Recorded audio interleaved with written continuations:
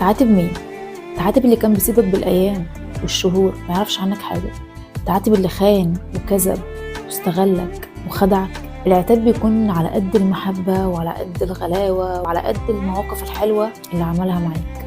بس لما يبقى ما عملش حاجه وانت عملت كل حاجه وعايز تعاتب، لا ده انت تفكر 1000 مرة في الوحش اللي انت عشته بسببه قبل ما تعاتب. العتاب بيكون على قد الحب اللي انت اديتهولي، مش على قد الوجع اللي انت وجعتهولي. العتاب بيكون على قد غلاوتي عندك وغلاوتك عندي. العتاب بيكون للناس اللي بتحبنا بجد وعايزانا في حياتها، مش الناس اللي بتتلكك عشان تخرج بره حياتنا.